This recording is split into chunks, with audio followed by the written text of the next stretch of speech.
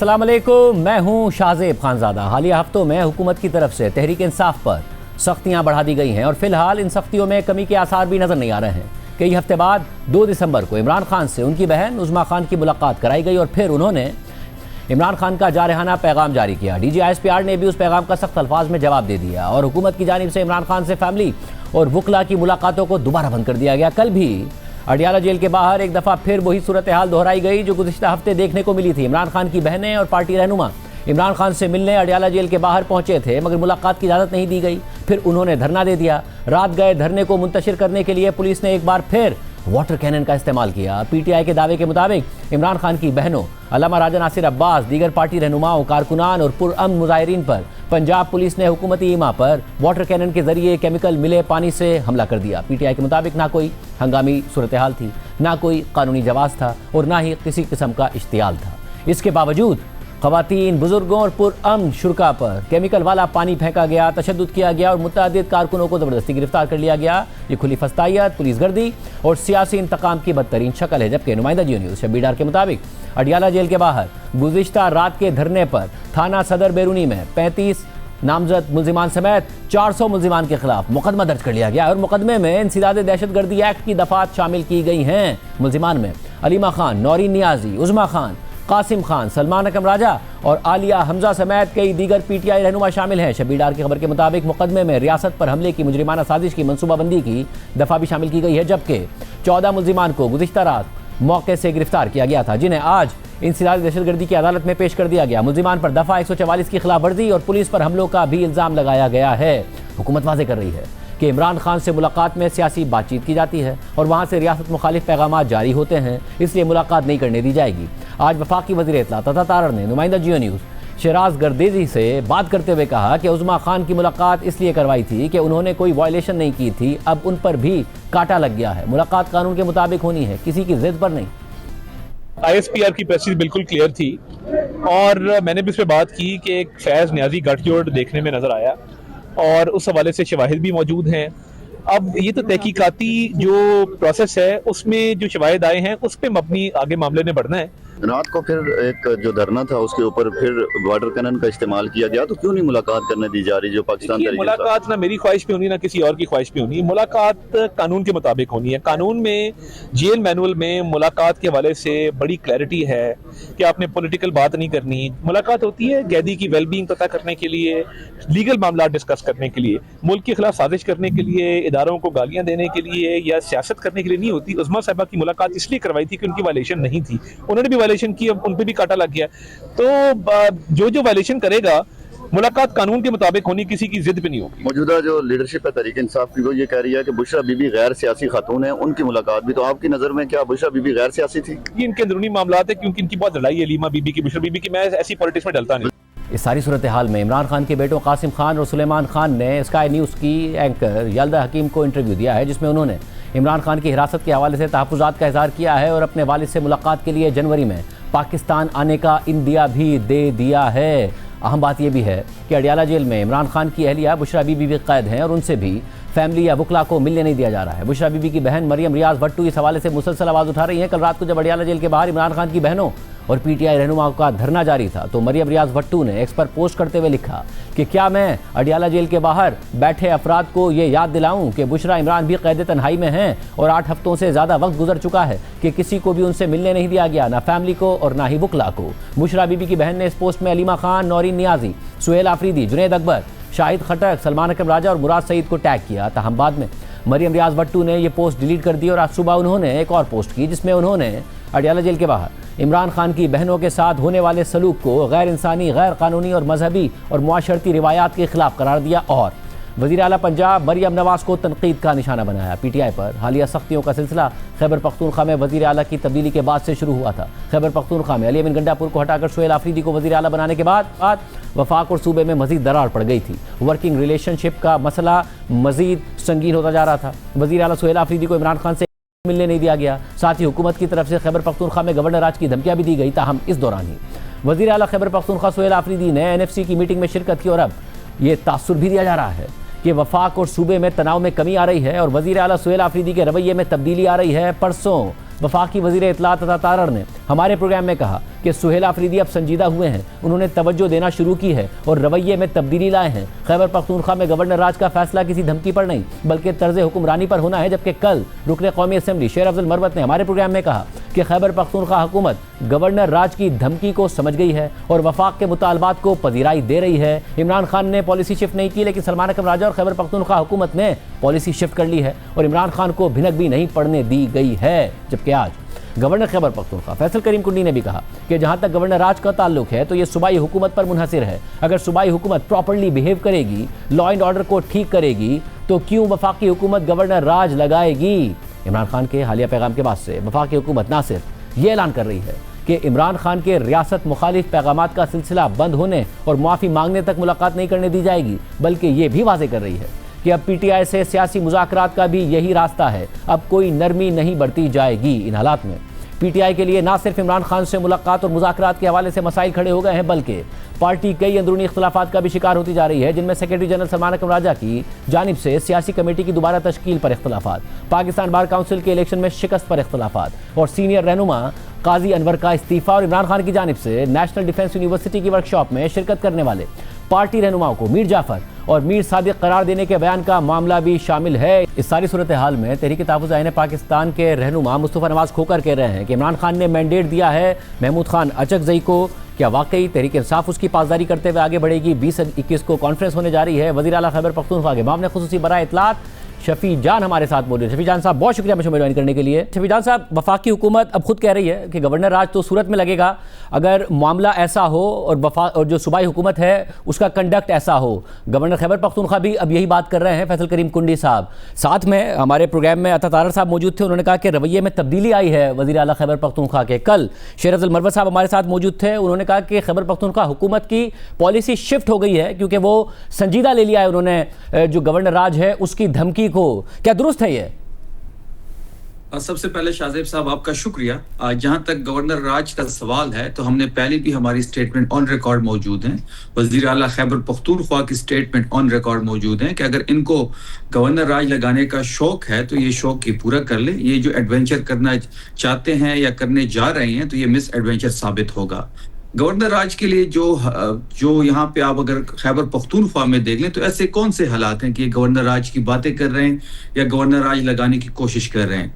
यहाँ पे हमने कौन सा या सुहेल आफरीदी साहब ने कौन सा गैर आईनी गैर कानूनी इकदाम कर लिया है ये अब जरूरत पड़ गई है गवर्नर राज की।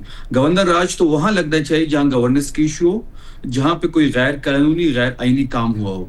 मतलब अगर जो मरवत साहब कह रहे हैं वो क्या उसमें कितनी सदाकत है कि चाहे टेररिज्म के हवाले से हो, अफगान रेफ्यूजीज के हवाले से हो, इन तमाम मामलात के हवाले से खैबर पख्तूनख्वा हुकूमत कोऑपरेट कर रही है वफाक के साथ? देखिए, जो अफगान रेफ्यूजी की इनकी पॉलिसी है, आपको मैंने कई शोज पे ये बात की है शाहजेब साहब कि अफगान रेफ्यूजी के मामले में भी इनके गुड अफगान और बैड अफगान की पॉलिसी है। एक साइड पे ये कहते हैं कि जी हमने अफगान रेफ्यूजीज को बाहर निकालना है, इस मुल्क से वापस भेजना है अफगानिस्तान। हम कहते हैं कि उनको इज्जत की तरीके से भेजा जाए। और दूसरी साइड पे ये एक अफगान को पाकिस्तान की सिटीजनशिप देते हैं, उसको पाकिस्तान मुस्लिम लीग नून का टिकट देते हैं और उसको तैमूर झगड़ा के मुकाबले में फॉर्म 47 के जरिए इलेक्शन जितवाते हैं और उनको पार्लियामेंट ये भेजते हैं और वो फिर इल्जाम तराशियां करता है सीएम सुहेल आफरीदी साहब पे, मुराद सईद साहब पे और इमरान खान साहब पे। तो ये पॉलिसी जब होगी तो शक्कू शुबात तो जन्म लेंगे। जहां तक वफाक के साथ चलने का काम है तो बिल्कुल वर्किंग रिलेशनशिप होना चाहिए। हमने NFC अवार्ड का जो इजलास था उसमें शिरकत की, हमने अपने सूबे का मुकदमा वहां पे रखा। हमारे जो मोहतात अंदाजे के मुताबिक कोई 4,500 अरब रुपए जो उनके वाजिबुल अदा रहते हैं उन पे बात हुई। NHP के 2200 अरब रुपए रहते हैं उस पे बात हुई। 1375 अरब रुपए हमारे NFC शेयर में रहते हैं, ऑयल एंड गैस के पैसे रहते हैं। और NFC में जो 1% इन्होंने इंफ्रास्ट्रक्चर के लिए रखा था जिस पे दहशतगर्दी के लिए वो बढ़ना था 3%, उस पे बात हुई। तो ये तमाम चीजें बड़े मुदल्लल अंदाज में सुहेल आफरीदी साहब ने NFC अवार्ड में रखे, NFC के इजलास में रखे। उस पे एक वर्किंग कमेटी भी बन गई जिसमें जनवरी में दोबारा मीटिंग होगी। तो जहां पे सूबे के हकूक की बात होगी, सूबे के हक की बात होगी, हम इजलास में शिरकत करेंगे। और ये बताएगा कि अली अमीन गंडापुर साहब का एक किसी ना किसी लेवल पर वर्किंग रिलेशनशिप था, वो अग्रेसिव तकारीर जरूर करते थे, उन्होंने एहतजाज भी किए, मगर इस्टेब्लिशमेंट के साथ भी कोई ना कोई राब्ता उनका था जिसकी वजह से उनकी मुलाकात भी हो जाती थी। अब आफरीदी साहब ने 10 दफ़ा कोशिश की है, मुलाकात नहीं हुई है। क्या उनका कोई रिलेशनशिप, कोई राब्ता, कोई ताल्लुक वज़ीर आला बनने के बाद हुआ है बहाल या बिल्कुल भी नहीं है? देखिए, जो एक वर्किंग रिलेशनशिप होना चाहिए वो है। इससे ज्यादा ना हमने कोशिश की, ना हम रखना चाहते हैं कोई बैकडोर। अली अमीन साहब की आपने बात की, मैं उनके कैबिनेट का हिस्सा नहीं था। ये तो अली अमीन साहब खुद बेहतर बताएंगे। और जहां तक अफरीदी साहब की मुलाकात का सवाल है, तो 10 दफा हम वहां पे, आपने देखा होगा कि अफरीदी साहब वहां पे गए हैं, लेकिन उसकी मुलाकात नहीं करवाई गई। इसके बावजूद कि अदालती ऑर्डर हमारे पास है, अदालती अहकामात हैं कि इमरान खान साहब की मुलाकात करवाई जाए मंगल को फैमिली और हुक्ला से और थर्सडे को पॉलिटिकल लीडरशिप से, लेकिन हुकूमत जो है हरदर्मी का मुजाहरा कर रही है। और जेल सुपरडेंट इतना ताकतवर है कि वो ना आईन को मानता है, ना कानून को मानता है, और ना ही इस्लामाबाद के हाई कोर्ट ऑर्डर को मानता है। तो इस्लामाबाद हाई कोर्ट के लिए भी सोचने की बात है कि वो अपने ऑर्डर पे इंप्लीमेंटेशन नहीं करवा पा रहा। और हमने कंटेम्प्ट ऑफ कोर्ट में जब गए हैं इस्लामाबाद के हाई कोर्ट में, और हमने चीफ जस्टिस से मिलने की कोशिश भी की, वो ना हमसे मिल रहा है और ना ही हमारी कंटेम्प्ट ऑफ कोर्ट को लगाया जा रहा है। और कल मिलने जाएंगे चीफ मिनिस्टर साहब? नहीं जी, कल चीफ मिनिस्टर साहब मिलने नहीं जा रहे।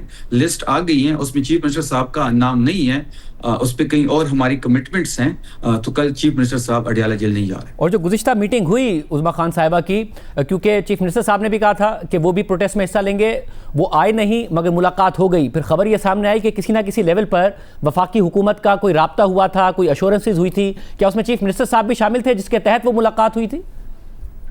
उज़्मा साहब के शाहजेब साहब जो मुलाकात हुई थी वो ट्यूसडे के दिन हुई थी।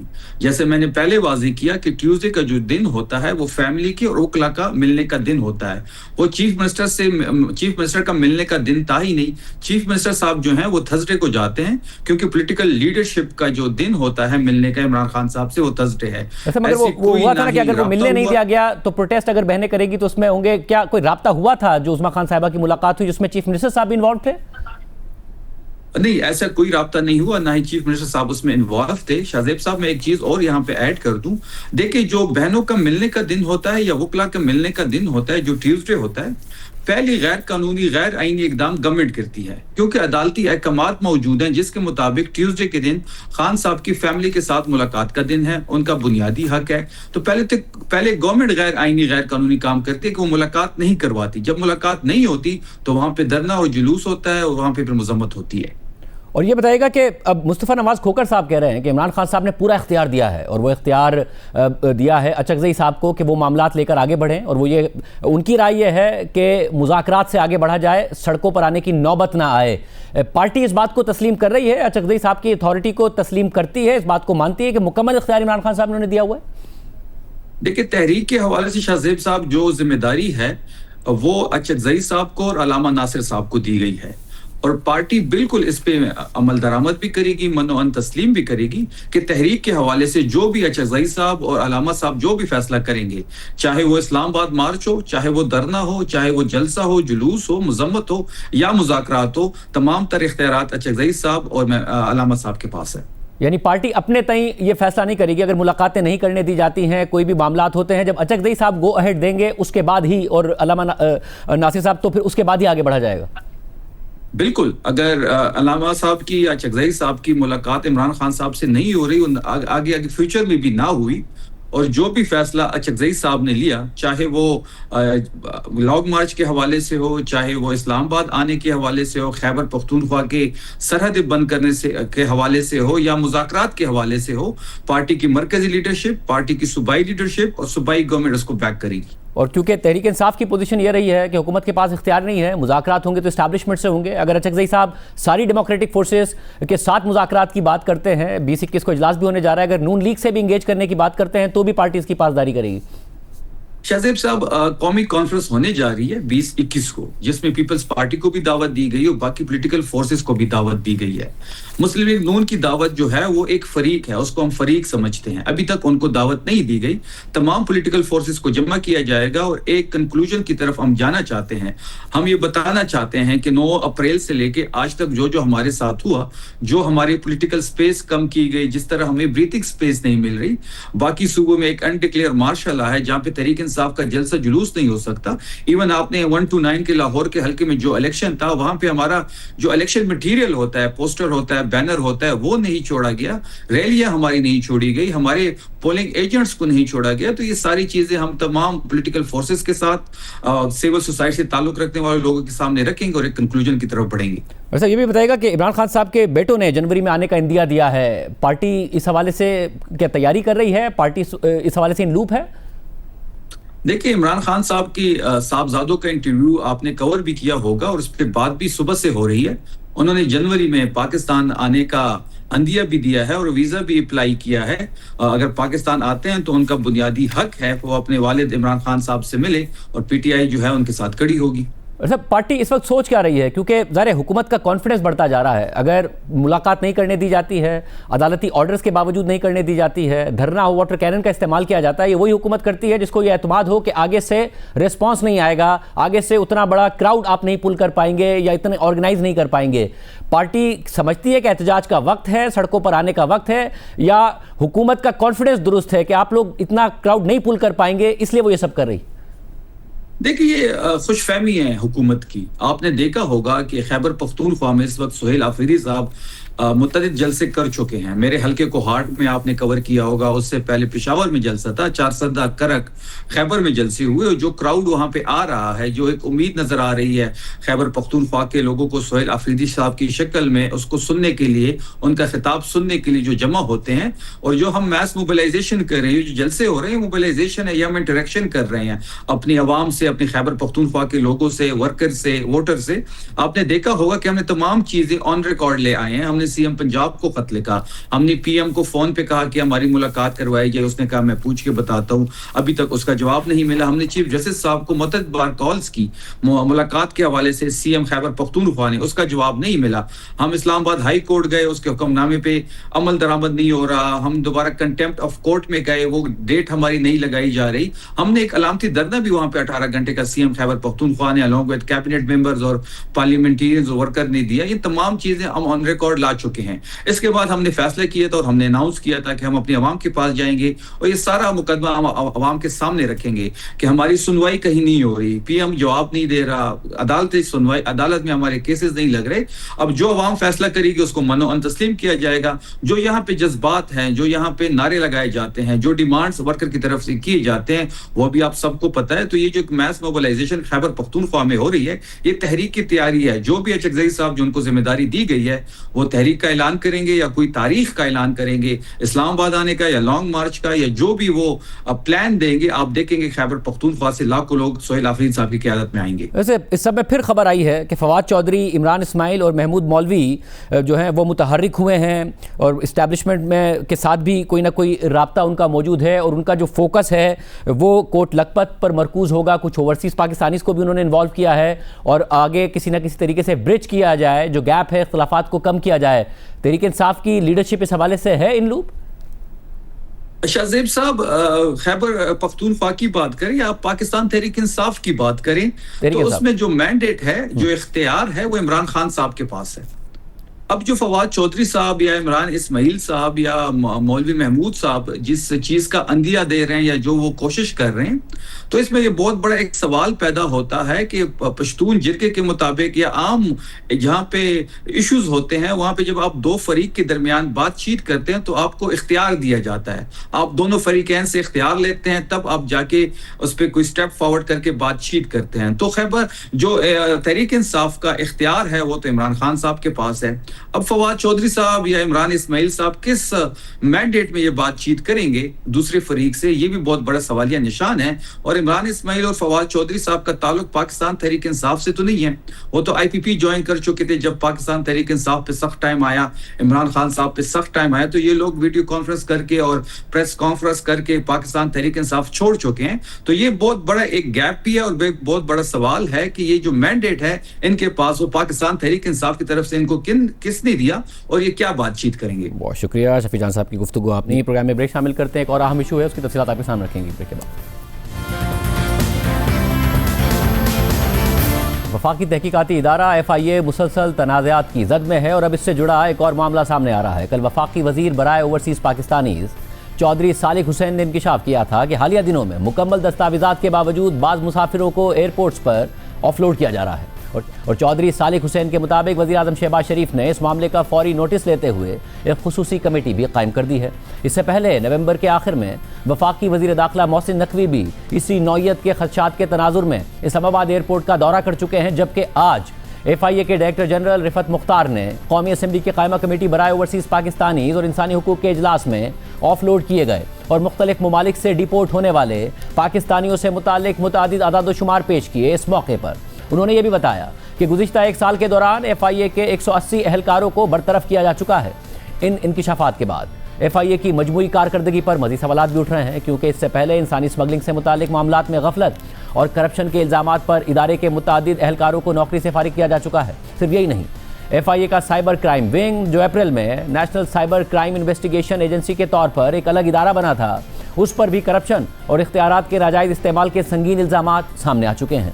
इन इल्ज़ामात के तहत कई सीनियर अफसरान समेत मुतादिद एहलकार गिरफ्तार हैं, जिनमें NCCIA लाहौर के वो अफसरान भी शामिल हैं जिन पर मारूफ यूट्यूबर सादुर रहमान उर्फ डकी भाई से मुबैना तौर पर रिश्वत लेने का इल्ज़ाम है। ऐसे में आज ये खबर भी सामने आई है कि वजारत दाखिला ने NCCIA के 4 अफसरान के इस्तीफ़े मंजूर कर लिए हैं, जिनमें से 3 अफसरान सरफराज चौधरी, मोहम्मद उस्मान और शुएब रियाज इस वक्त डकी भाई से रिश्वत लेने के केस में गिरफ्तार हैं। सरफराज चौधरी वही हैं जो इंटरव्यूज़ में बड़े बड़े दावे किया करते थे, मुल्क से हुब्बुल वतनी साबित करते थे और दूसरों की हुब्बुल वतनी पर सवालात उठाते थे। इसी तरह NCCIA रावलपिंडी के 13 अफसरान गैर कानूनी तौर पर कॉल सेंटर्स चलाने वाले चीनी शहरियों से रिश्वत तलब करने के केस में भी गिरफ्तार हो चुके हैं। इसके अलावा FIA का साइबर क्राइम विंग यानी मौजूदा NCCIA के मुतादिद एहलकारों पर एक मुबैना ब्लास्फेमी गैंग के साथ मिली भगत करके नौजवानों को तौहीन मजहब के मुकदमात में फंसाने के इल्ज़ामात में भी तवील अरसे से ये इल्ज़ामात लगते आ रहे हैं। इस सारी सूरत हाल में आज कौमी असम्बली की कायमा कमेटी बराए ओवरसीज़ पाकिस्तानी और इंसानी हुकूक का इजलास चेयरमैन कमेटी आगा रफ़ीउल्लाह की सरबराही में हुआ, जिसमें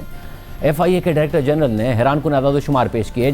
FIA के डायरेक्टर जनरल रिफत मुख्तार ने कमेटी अराकीन को बताया कि इस साल 51,000 लोगों को ऑफलोड किया गया, जबकि मजमूई तौर पर 66,000 मुसाफिरों को ऑफलोड किया जा चुका है, जिनमें बड़ी तादाद लाहौर और कराची एयरपोर्ट से थी। ऑफलोड किए गए मुसाफिरों की अक्सरियत विजिट, उम्रा और वर्क वीज़ा की कैटेगरी से थी। सऊदी अरब ने इस साल 24,000 अफराद भीख मांगने पर डिपोर्ट किए। इसी तरह दुबई ने 6,000 पाकिस्तानियों को भीख मांगने पर डिपोर्ट किया। सऊदी अरब ने मजमूई तौर पर 56,000 पाकिस्तानियों को भीख मांगने पर डिपोर्ट किया है, जबकि अजरबैजान ने 2,500 पाकिस्तानी भिखारियों को डिपोर्ट किया। DG FIA के मुताबिक कई अफराद उम्रे के नाम पर यूरोप जाने की कोशिश कर रहे थे, इसलिए उन्हें सबूत के साथ ऑफलोड किया गया और ऐसे लोगों के पास यूरोप जाने के डॉक्यूमेंट्स थे, जिनकी वजह से उन्हें ऑफलोड किया गया। और FIA की जानिब से ऑफलोडिंग दस्तावेज़ात, डेटा और ऑनलाइन तस्दीक की बुनियाद पर की जाती है और ऑफलोड होने वाले मुसाफिरों के पास अपने मुतालिका कोर्स, यूनिवर्सिटी या मुलाजमत से मुतालिक मुकम्मल मालूमात नहीं होती हैं और मुतादिद केसेस में मुसाफिर एजेंट्स के जरिए नामुकम्मल या गलत मालूमात के साथ सफ़र की कोशिश करते हैं और किसी भी मुसाफिर को सियासी या VIP दबाव पर क्लियर नहीं किया गया। DG FIA ने कमेटी अराकीन को मज़ीद बताया कि इस साल पाकिस्तान से तकरीबन 24,000 अफराद कंबोडिया गए, जिनमें से 12,000 अफराद ताहाल वापस ही नहीं आए। इसी तरह 4,000 अफराद सयाहती वीज़ा पर बर्मा यानी म्यांमार गए, जिनमें से 2,500 अफराद वापस नहीं आए। DG FIA के मुताबिक गैर कानूनी अफराद को रोकने से पाकिस्तान की आलमी पासपोर्ट रैंकिंग 118 से 92 नंबर पर आ गई है और गुज़िश्ता बरसों में गैर कानूनी तौर पर बाहर जाने वाले अफराद में पाकिस्तान टॉप 5 मुल्कों में शामिल था, लेकिन अब हमारी पॉलिसियों से पाकिस्तान इन टॉप 5 मुल्कों से निकल गया है। रिफत मुख्तार ने मजीद बताया कि गुज़िश्ता बरस 8,000 अफराद गैर कानूनी तौर पर यूरोप गए, जबकि इस साल ये तादाद 4,000 हो गई है। जिम्बाब्वे में हमारे सफ़ीर ने बताया कि इथोपिया और ज़ाम्बिया से पाकिस्तानी गैर कानूनी तरीके से यूरोप जा रहे हैं। एक जाली फुटबॉल क्लब ने अपनी टीम को जापान भेजा, जिसमें एक टांगों से माजूर शख्स भी चला गया। इस साल 85 लाख अफराद बैरून मुल्क गए, 226 अफराद के खिलाफ मुकदमा दर्ज हुए और गुज़िश्ता 3 माह में 450 अफराद ईरान के बॉर्डर के जरिए गैर कानूनी तौर पर जाते हुए पकड़े गए हैं। एक बंगाली शहरी पाकिस्तान के सयाहती वीज़े पर यूरोप जाते हुए पकड़ा गया। फेक डॉक्यूमेंट्स पर गुज़िश्ता साल 287, जबकि इस साल 170 अफराद को डिपोर्ट किया गया है। DG FIA ने FIA एहलकारों की बदउनवानी से मुताल्लिक कायमा कमेटी के अराकीन को बताया कि बदउनवानी में मुलविस 180 FIA एहलकारों को नौकरी से बरतरफ किया जा चुका है, जबकि तमाम बड़े एयरपोर्ट्स को IDMS2 और नादरा के ऑनलाइन डेटा से मुंसलिक कर दिया गया है और एयरपोर्ट्स के इमिग्रेशन काउंटर्स पर कैमरे नस्ब कर दिए गए हैं और कंट्रोल हेडक्वार्टर से उनकी निगरानी की जा रही है। इसी तरह इमिग्रेशन निज़ाम में मसनूई ज़हानत के जरिए मुश्तबा केसेस की पेशगी निशानदेही की जा रही है और इंसानी मुदाखलत को कम करके सिस्टम बेस्ड क्लियरेंस को तरजीह दी जा रही है। DGFIA के मुताबिक सोशल मीडिया पर बगैर तस्दीक रिपोर्ट से अवाम में खौफ और कन्फ्यूजन पैदा होता है। इस्लामाबाद में FIA के काउंटर ज़्यादा हैं लेकिन अमला कम है, जिसकी वजह से हम इस्लामाबाद पुलिस की 30 ख़वातीन एहलकारों की खिदमत दे रहे हैं। और इसके अलावा DGFIA ने यह भी बताया कि दुबई और जर्मनी ने हमारे सरकारी पासपोर्ट पर वीज़ा फ्री कर दिया है और जनवरी के वस्त में ME एप्लीकेशन लॉन्च कर दी जाएगी, जिसके ज़रिए बैरून मुल्क जाने वाले मुसाफिर रवानगी से 24 घंटे पहले इमिग्रेशन करा सकेंगे। इससे पहले वफाकी वज़ीर दाखिला सेनेटर मोहसिन नकवी ने खुद 29 नवंबर को इस्लामाबाद एयरपोर्ट का दौरा किया था और इस हवाले से एक्स पर पोस्ट करते हुए लिखा था कि आज मैंने इस्लामाबाद एयरपोर्ट का दौरा किया और बैरून मुल्क सफ़र करने वाले मुसाफिरों से मुलाकात करके उनके मसाइल खुद सुने और मासूम लोगों का इस्तेहसाल करने वाले वीज़ा एजेंट्स के खिलाफ सख्त क्रैकडाउन का हुक्म दिया। मोहसिन नकवी ने मजीद लिखा कि 7 नवंबर को एक मुसाफिर की इमिग्रेशन में अमले की कमी से मुताल्लिक शिकायत का संजीदगी से नोटिस लिया और CCTV फुटेज का जायजा लेने समेत फौरी इंक्वायरी का हुक्म भी दिया। जिन मुसाफिरों के कागजात मुकम्मल और दुरुस्त हों उन्हें सफ़र से कभी नहीं रोका जाना चाहिए, लेकिन जाली या गैर तस्दीक शुदा दस्तावेजात पर सफ़र करने की कोशिश करने वालों को किसी सूरत इजाज़त नहीं दी जाएगी, क्योंकि इससे पाकिस्तान की साख को नुकसान पहुंचता है। पैसों के लिए लोगों के मुस्तकबिल से खेलने वाले एजेंट माफियाज के खिलाफ ज़ीरो टॉलरेंस होगी। हमारे साथ मौजूद हैं FIA लाहौर के director captain retired Mohammad Ali Zia Sahab. Zia साहब, बहुत शुक्रिया मुझे ज्वाइन करने के लिए। आज FIA के DG रिफत मुख्तार साहब ने जो ब्रीफिंग दी है, ज़ाहिर है जो हक़ाइक़ सामने आए हैं वो परेशान कुन हैं। सऊदी अरब ने 24,000 डिपोर्ट किए हैं, दुबई ने 6,000 पाकिस्तानी डिपोर्ट किए हैं, मजमूई तौर पर 56,000 पाकिस्तानी सऊदी अरब ने डिपोर्ट किए हैं, अज़रबैजान तक ने डिपोर्ट किए हैं और वजह भीख मांगना बताई गई है। अब FIA भी कहता है, वज़ीर दाखिला भी कहते हैं कि एजेंट माफिया है जो एक्सप्लॉइट करता है लोगों को, मगर क्या इसमें FIA के लोग भी मुलविस होते हैं? आज जो ब्रीफिंग में बताया गया कि बदउनवानी में मुलविस 180 FIA के एहलकार बरतरफ हुए, पूरा नेक्सस है जो काम करता है। देखिए, सबसे पहले तो इसमें बताना चाहूंगा आपको कि जो फिगर्स आपको पता लगे, डेफिनेटली हमारे लिए एक बड़ा चैलेंज है कि हमने अपने ग्रीन पासपोर्ट की जो एक हुर्मत है उसको बरकरार रखने के लिए हम ऐसे स्टेप्स लेते हैं जहां पे हम ऐसे लोगों को बाहर जाने से डेफिनेटली रोकने की कोशिश करते हैं जो किसी भी मैलाफाइड इंटेंशन से बाहर जाना चाहते हैं, वहां जाके भीख मांगते हैं, क्राइम में इन्वॉल्व होते हैं। और मोस्ट इंपॉर्टेंटली यहाँ पे जो हमारी मिडिल ईस्टर्न कंट्रीज हैं वहां पे जाके फिर डंकी के जरिए यूरोपियन ममालिक तक जाने की कोशिश करते हैं, फिर जान से भी कई लोग हाथ धो बैठते हैं और कहीं ना कहीं हमारे जो एम्बेरसमेंट पूरी नेशन को कॉज होती है उसका सामना भी करना पड़ता है। इसमें जहां कहीं ऐसी चीजें होती हैं जहां पे फॉल्स डॉक्यूमेंट्स के जरिए या किसी भी नेटवर्क का हिस्सा बनते हुए FIA के कोई भी एहलकार बीच में शामिल होते हैं, तो ना सिर्फ उनके खिलाफ डिपार्टमेंटल प्रोसीडिंग की जाती है, बल्कि जैसा कि आपने फिगर्स खुद ही आपने वाजिया किए, उनके खिलाफ एक FIR भी दर्ज की जाती है। चूंकि महकमे के अंदर एक सेल्फ अकाउंटेबिलिटी का जो प्रोसेस है वो डेफिनेटली रहता है और मुल्क की वकार और मुल्क की जो एक उसके नेक नामी है उसके सामने इन लोगों की कोई वक़्त नहीं होती और जहां कहीं ऐसे लोग पाए जाते हैं उनका तदारक किया जाता है। मगर डॉक्टर साहब, इसमें एक मसला है कि अब एक तो है कि जाते हुए अगर कोई मुलविस था, अब है लोगों को रोका जा रहा है। इस साल 51,000 ऑफलोड हुए, मजमूई तौर पर 66,000 मुसाफिरों को ऑफलोड किया गया। नाउ इसमें भी फिर सवाल ये उठता है कि ऐसा तो नहीं है कि इसमें भी कहीं करप्शन इन्वॉल्व हो? जिन लोगों को ऑफलोड किया जा रहा है उनसे पैसों की डिमांड की जाए, वो दे दें तो जाने दिया जाए, ना दें तो रोक दिया जाए। ये क्या इंसानों की हद तक, अगर चंद इंसानों पर अगर फैसला मुनहसिर है तो ये यहां पर भी करप्शन हो रही हो? सबसे पहले तो आप ये देखिए कि जो हमारे तकरीबन इस साल इस मुल्क में तकरीबन 11 मिलियन के करीब ऐसे लोग हैं जिन्होंने मुल्क से बाहर ट्रैवल किया पाकिस्तान के तमाम तर एयरपोर्ट से, और लेस देन ये 0.6% है जिसके बारे में वजाहत की जा रही है कि इनको जाने से रोका गया क्योंकि डॉक्यूमेंट्स पूरे नहीं थे। इसमें भी कैटेगरी है, 5 लोग NOC नहीं होती, 15,000 के करीब ऐसे लोग हैं जिनकी बेसिकली टेक्निकल वजूहत की बिना पे कि सर्दियों के सीजन में इमिग्रेशन का प्रोसेस हो गया लेकिन फ्लाइट नहीं हुई या हमें कुछ ऐसा एयर स्पेस के प्रॉब्लम हुए। बाकी जो मानदा लोग हैं उसमें ऐसे लोग हैं जिनको अपलोड करने के लिए सिर्फ कोई ह्यूमन एलिमेंट क्या सतहियों पे बेस नहीं होता, पीछे पूरी एक वर्किंग होती है। हमारा एक रिस्क असेसमेंट यूनिट है जो कि प्रॉपर तौर पे प्रोफाइलिंग करता है हमारे उस इनपुट के जरिए जो हमारा एंटी ह्यूमन ट्रैफिकिंग सेल ऐसे ट्रैवल जो माफिया होते हैं, जो एजेंट्स होते हैं, जो ह्यूमन स्मगलर्स होते हैं, उनकी इन्वेस्टिगेशन की बेस करता है। और जो लोग बाहर के मालिक से डिपोर्ट होते हैं उनके जो इंकशाफात होते हैं उन पे बेस करते हुए रिस्क प्रोफाइलिंग की जाती है। अब तक 5 ऐसे रिस्क प्रोफाइलिंग के मेजर डॉक्यूमेंट्स जो हैं FIA हेडक्वार्टर जो है वो पब्लिश कर चुका है, जिसकी बेस पे वो एज ग्रुप, वो एरियाज, वो डेस्टिनेशन आइडेंटिफाई की जाती हैं जहां पे ये लोग जाना चाहते हैं। और जो क्वेश्चन हमारे काउंटर ऑपरेटर्स या गेट ऑफिसर्स करते हैं वो प्रॉपर एक स्किल के ऊपर, एक ट्रेनिंग के ऊपर, एक प्रॉपर एक जो उनके पास एक बैकग्राउंड नॉलेज होता है, एक डाटाबेस उनके नॉलेज की होती है, उसके ऊपर बेस किए जाते हैं। मसलन मैं आपको एग्जांपल दूंगा कि बाद लोग टूरिज्म की बेस पे कुछ मिडिल ईस्टर्न मुल्कों में जाते हैं और वहां पे जाके फिर वो ऐसे ह्यूमन स्मगलर्स के हत्थे पहले चढ़े होते हैं, या वहां जाके उनका एक नेक्सस बन जाता है कि वो इलीगल तरीके से यूरोपियन मार्केट तक जाने की कोशिश करते हैं। अब जब वो यहाँ से ट्रेवल करते हैं तो ना ही उनकी होटल बुकिंग होती है, ना ही वो इतना कैश कैरी करते हैं, ना ही वहां किसी के पास रहने के लिए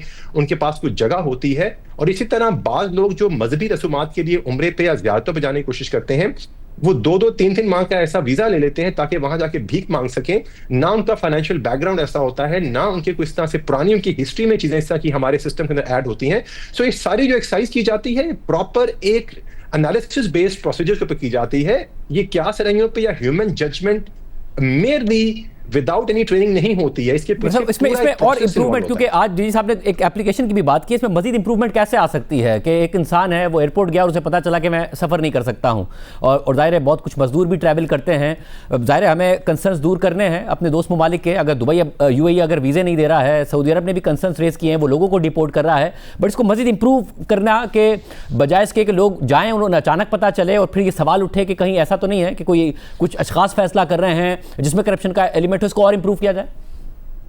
सर, दो बातों को मैं आपको कहना चाहूंगा। पहली बात तो इंप्रूवमेंट की गुंजाइश तो हर इदारे में होती है, और इंट्रोस्पेक्शन जो है वो एक हमेशा हर इदारे के इर्तिका की एक वजह बनती है। सो लिहाजा एक डिजिटल ऐप बनाई जा रही है जिसमें 24 से 48 घंटे के अंदर लोग अपना डाटा फीड करेंगे, और बहुत सारी चीजें जो क्वेश्चंस हमारे काउंटर ऑपरेटर को यहाँ मौके पे करना पड़ते हैं वो एआई के जरिए उसके पास एक प्रॉपर डाटा होगा। लेकिन मैं यहाँ करप्शन से रिलेटेड आपसे बात जरूर वजाहत करता चलूंगा कि हमने यहाँ पे 1-2 गैंग ऐसे भी पकड़े जिन्होंने सारी इस जो सोशल मीडिया कैंपेन चल रही थी उसका सहारा लेते हुए एफआईए के नाम पर पैसे लेने की कोशिश की, बल्कि लिए पैसे। और जब उन लोगों को हमने यहाँ पे अरेस्ट किया, बैक ट्रैक किया, तो इवन उनके अकाउंट से वो पैसे भी लिए गए, क्योंकि लोगों ने एक इसमें ब्लाइंड एक खेलने की कोशिश की कि वो एक पैनिक क्रिएट करके एफआईए के नाम पे पैसे लेने, और बंदा अगर मेरिट्स पे भी यहाँ से फ्लाई कर जाता है अपने तमाम डॉक्यूमेंट्स पूरे होने के बावजूद, तो उसकी बेस पे इससे फायदा उठा सकें। सो प्रोसेस जो है वो इवॉल्व कर रहा है, साथ साथ आईटी बेस इसको मूव किया जा रहा है। लेकिन मैं आपको ये साथ इंश्योर कराता चलूं कि कोई चीज इस वक्त भी ऐसी नहीं हो रही है जो प्रॉपर एक डाटाबेस के ऊपर या प्रॉपर एक लॉजिक और जजमेंट के ऊपर नहीं है।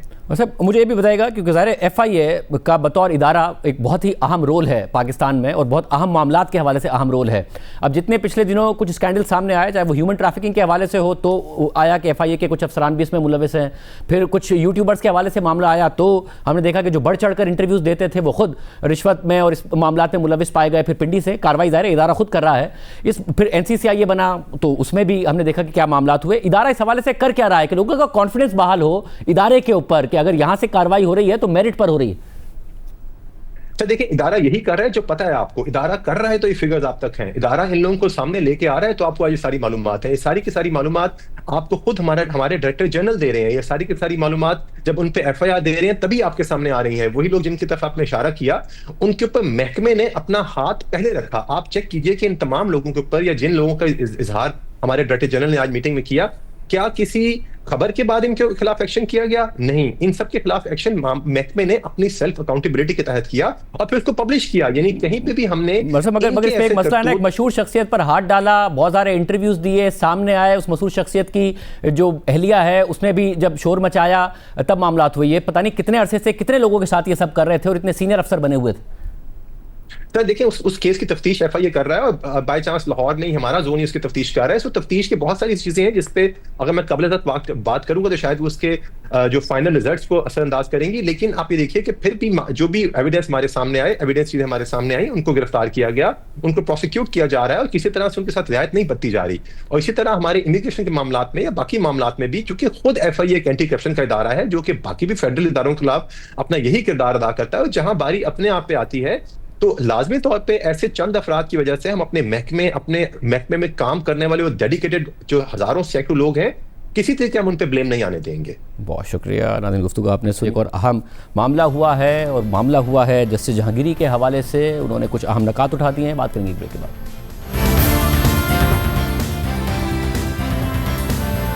इस्लामाबाद हाई कोर्ट के जस्टिस तारिक महमूद जहांगीरी ने इल्ज़ाम आयद किया है कि हाई कोर्ट के चीफ जस्टिस सरफराज डोगर ने डिग्री केस में खुद पर दबाव होने का एतराफ़ करते हुए मुझे इस्तीफ़ा देने की तजवीज़ दी थी। इस्लामाबाद हाई कोर्ट में दायर की गई दरख्वास्त में जस्टिस तारिक महमूद जहांगीरी का कहना है कि मैंने चीफ जस्टिस सरफराज डोगर के खिलाफ सुप्रीम जुडिशल काउंसिल में दरख्वास्त दायर कर दी है।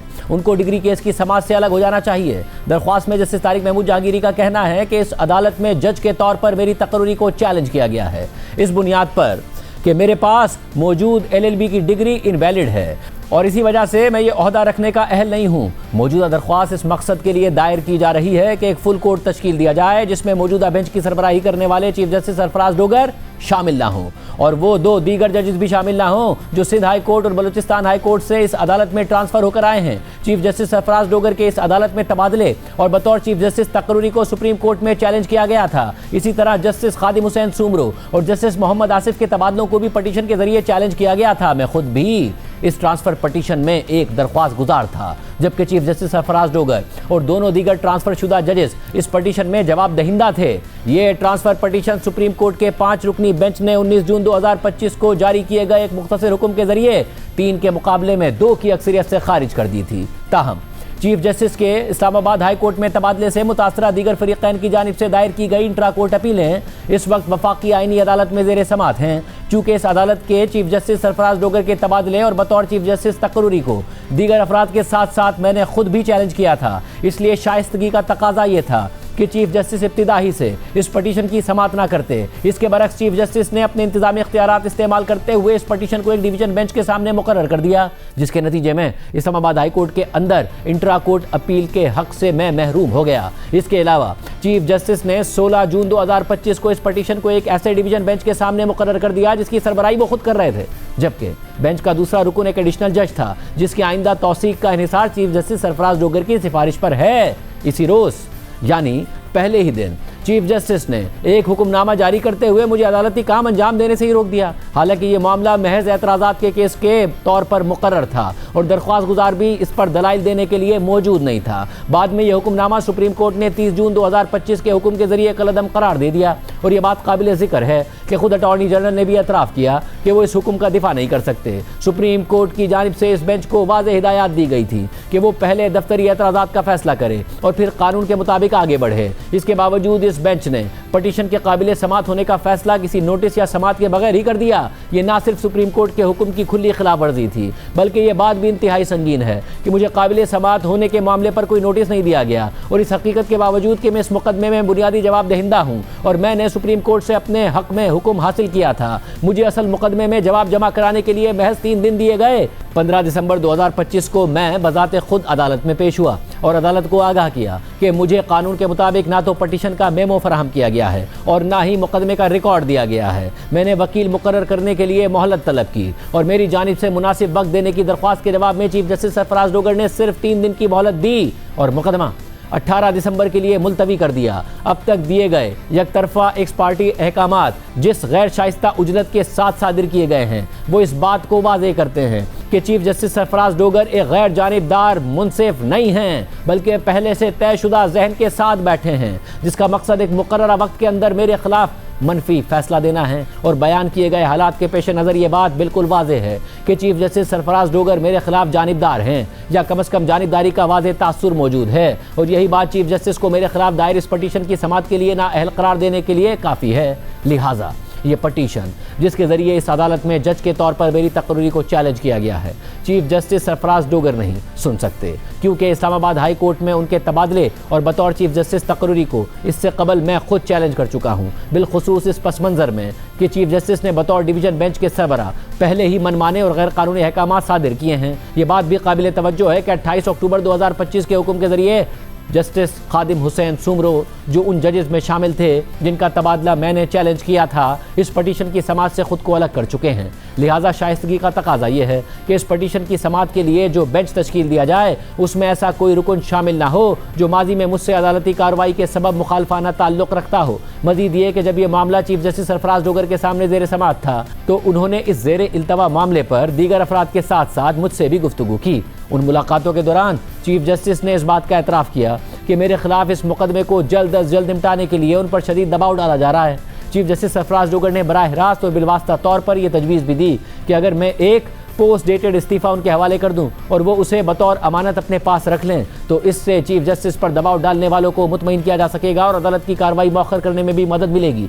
चीफ जस्टिस सरफराज डोगर ने एक ज़ेर समाअत मामले के नतीजे पर गुफ्तगू करने की कोशिश करके और इस नतीजे को मेरे इस्तीफ़े से मशरूत करके खुद को इस मुकदमे में बतौर मुनसिफ बैठने के लिए नाअहल कर लिया है। लिहाजा चीफ जस्टिस पर लाजिम है कि वो इस मुकदमे की समात से खुद को अलग करें। चीफ जस्टिस का ये तर्ज अमल उस ज़ाब्ता अखलाक की खुली और संगीन खिलाफ वर्जी है जो किसी भी जज को किसी ज़ेर समात मामले पर मुकदमे के किसी फरीक से गुफ्तगू करने से रोकता है। चीफ जस्टिस सरफराज डोगर ने अपने ऊपर डाले जाने वाले दबाव के नतीजे में ज़ाब्ता अखलाक की पाबंदी करने के बजाय अपने ही एक साथी जज पर इस्तीफ़ा देने के लिए दबाव डालने का रास्ता इख्तियार किया। इन्हीं वजूहात की बिना पर मैंने चीफ जस्टिस के खिलाफ सुप्रीम जुडिशल काउंसिल के सामने एक बाकायदा शिकायत भी दायर कर दी है। चुनाचे शाइस्तगी का तकाजा यही है कि चीफ जस्टिस सरफराज डोगर इस पटिशन की समाज से खुद को अलग कर लें। इस अदालत में जज के तौर पर मेरी तकरीर को चैलेंज करने वाली इस पटिशन में उठाए गए सवालात निहायत अहम अवामी नोयत के हैं जो इस अदालत के पूरे निज़ाम को मुतासिर करेंगे। उस पटिशन में उठाए गए निकात कानून के नए और गैर मामूली सवालात को जन्म देते हैं। मामले की इस गैर मामूली अवामी अहमियत को मद्देनजर रखते हुए ये निहायत ज़रूरी है कि इसकी समाअत फुल कोर्ट के जरिए की जाए ताकि इस पर होने वाला कोई भी फैसला अदालत की इज्तिमाई दानिश की अक्कासी करे, शफाफियत को यकीनी बनाए, जानिबदारी के किसी भी तासुर का खात्मा करे और इस अदालत की जानिब से इंसाफ की फरहमी पर अवाम के एतमाद को मजबूत बनाए। ऊपर बयान किए गए हक़ाइक़ की रोशनी में निहायत एहतराम के साथ इस्तदा है कि इस रिट पटिशन को एक ऐसे फुल कोर्ट के सुपुर्द कर दिया जाए जिसमें चीफ जस्टिस सरफराज डोगर, इस अदालत में ट्रांसफ़र होकर आने वाले 2 दीगर जजेस और मेरे सिवा इस अदालत के तमाम जजेस शामिल हों। इसके अलावा इस मुकदमे के तमाम हालात व वाक़यात के तनाजुर में जो भी मज़ीद रिलीफ अदालत मुनासिब और मुनसिफाना समझे वो भी दिया जाए। जैसे तारिक महमूद जहांगीरी ने अपने खिलाफ डिग्री केस में इस्लामाबाद हाई कोर्ट की कार्रवाई को वफाकी आइनी अदालत में चैलेंज कर दिया है, जिसमें कहा गया है कि इस्लामाबाद हाई कोर्ट में दायर दरख्वास्त काबिल समात नहीं है, उसे खारिज कर दिया जाए। इसके अलावा जैसे तारिक महमूद जहांगीरी ने इस्लामाबाद हाई कोर्ट से जवाब जमा कराने के लिए वक्त देने की सदा भी की है, जिसमें उन्होंने कहा है कि सिंध हाई कोर्ट में केस के फैसले तक समात मुलतवी की जाए। इस्लामाबाद हाई कोर्ट में होने वाली गुज़िश्ता समात के मौके पर जस्टिस तारिक महमूद जहांगीरी ने बेंच में चीफ जस्टिस सरफराज डोगर की मौजूदगी पर एतराज़ उठाते हुए बेंच पर अदम एतमाद का इजहार भी किया था। आज के प्रोग्राम में इतना ही, इजाज़त दीजिए। अल्लाह हाफ़िज़।